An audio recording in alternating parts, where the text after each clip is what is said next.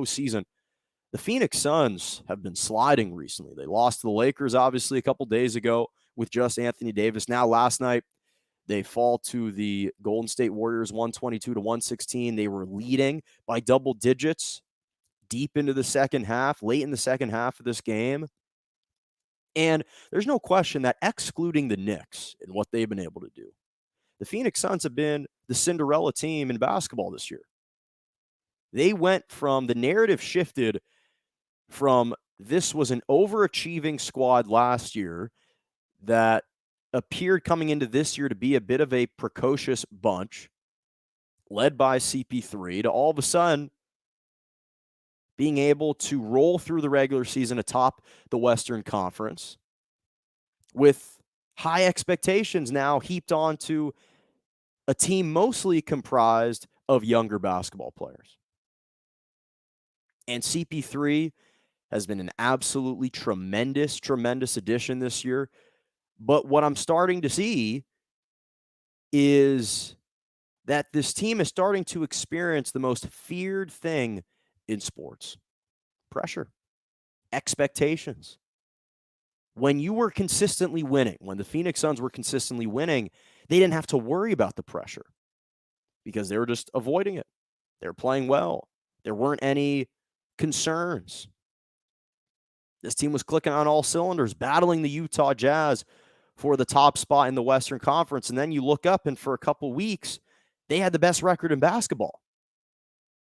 And so when you're riding this hot wave, there isn't a big deal of criticism launched in your direction, and nor should there be any criticism launched in their direction now. But it appears that some of those complementary pieces, some of those supporting cast players, perhaps are starting to crack.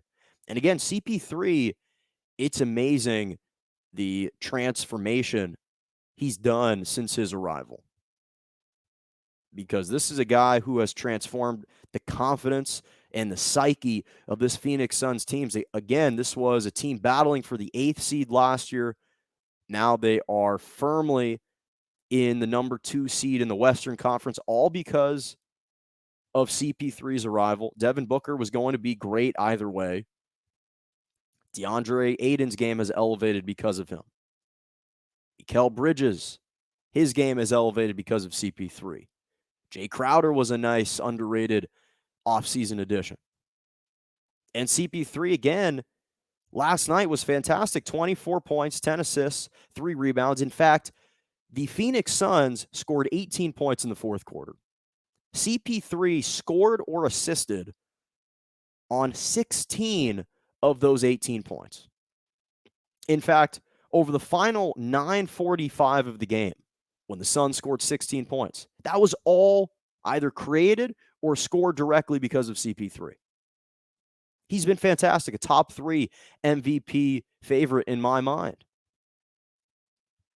But now you look up and they've lost 2 straight games. They're no longer going to catch the Utah Jazz for the number 1 record, not only in the NBA, but in the Western Conference. Even though they swept the season series against them, they took all 3.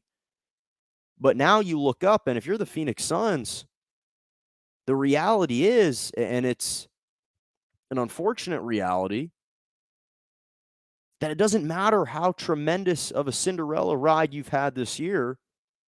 All that people are going to remember is whether or not you win and can advance deep into the playoffs. If you lose in the first round, all of that will have been for nothing. And unfortunately for them, the way that the seedings are shaking out right now, if they held as is, the Phoenix Suns would have the most arduous and daunting path to making a deep playoff run than any other team. Because right now they're the 2 seed. They'd face the Lakers as the 7 seed. Let's say they won. Now you got the Clippers as the 3 seed. And then you have the Utah Jazz as the number 1 seed. And then if you're able to get out of that gauntlet, you face likely one of the big 3 teams in the Eastern Conference. The Sixers, the Bucks, or the Brooklyn Nets.